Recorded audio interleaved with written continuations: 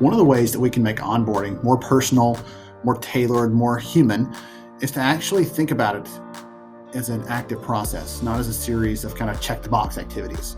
For example, when most people come into organizations, the first thing they do is they go down this list. Do we have your form for this? Do we have your policy sign off for that?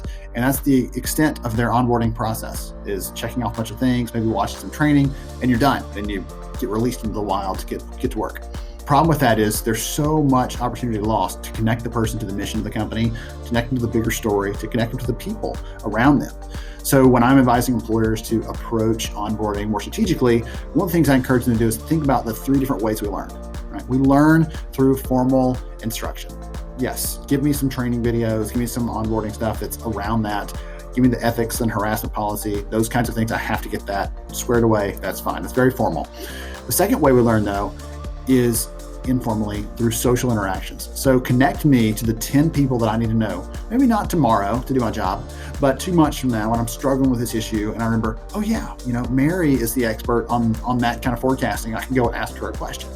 Those kind of connections, those social connections, help the person not only to feel more connected with the organization, but also to get up to speed more quickly because they're not spending their time spinning their wheels or asking their manager for all these things. They're able to go to the people that know the information and get that straight from them. And the last piece is informal learning, experiential, right? Letting people test and try and explore and do new things and actively learn as they're doing that.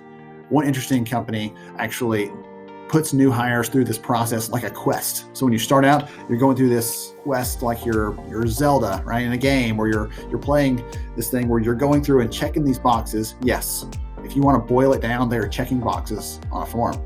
But it's designed in a way and the process is approached in a way that makes them feel like I am achieving things on this journey. And it's not a one-day experience to onboard them, but it's a 6-month experience. And so over time, they're checking these things. They're getting closer to their destination of being fully up and running and productive as an employee. But they're also seeing that progress visually as they're checking those things and moving out towards that. And the employees actually enjoy that because it's an experience, not just a checklist. So look for ways to be more experiential, more social, and you'll create a more personal onboarding process.